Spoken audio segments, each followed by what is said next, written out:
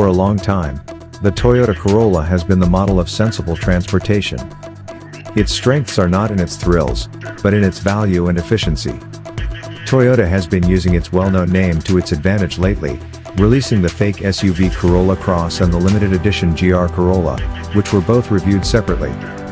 There are still two main types in the Corolla lineup, the sedan and the hatchback. Both have an inline-4 engine with 169 horsepower and an automatic transmission. The Corolla is predictable and easy to deal with, even if its speed isn't great. The number of sales shows that it's a good vibe, and people who just want a car for transportation will probably never be let down by a Corolla. But the Honda Civic or Mazda 3 will make a cheap driver who isn't afraid to cut a few corners smile even more. There is also a very fuel-efficient Corolla hybrid that comes with all-wheel drive, but it can only be bought as a car.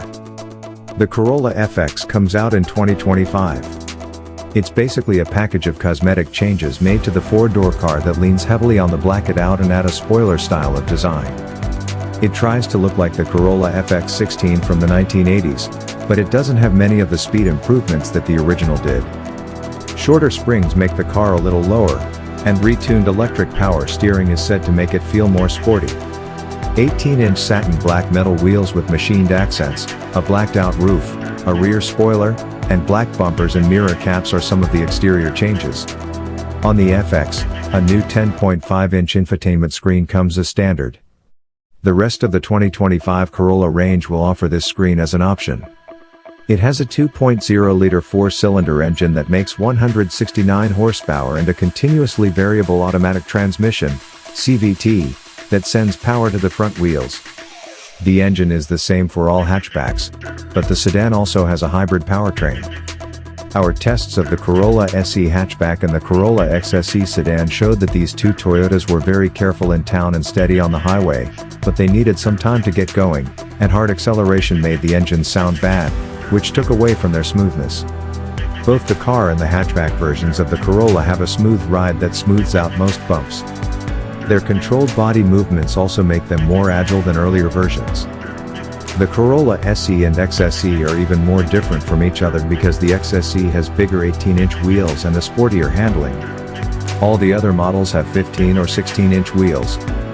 Still, the Corolla's progressive handling is good enough, but not great when compared to competitors like the Mazda 3 and Honda Civic, which are sporty and fun to drive.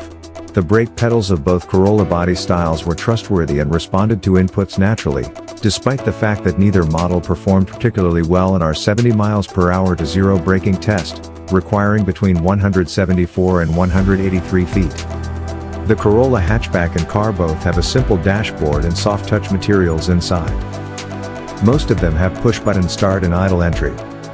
Others can be upgraded with heated front seats, ambient lighting inside, and temperature control for two different zones.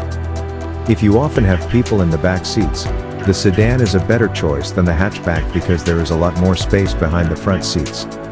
There are 18 cubic feet of room behind the back seat of the Corolla hatchback, but we could only fit 2 carry-on bags there during our tests. The new, free enhanced cargo space choice, on the other hand, replaces the spare tire with a tire repair kit to make that space 23 cubic feet bigger. The sedan's trunk only holds 13 cubes, but we were able to fit 8 bags inside. Both body styles didn't have as many storage cubbies inside as some competitors. Thank goodness, their center console has a handy tray at the front and a useful bin below the seat.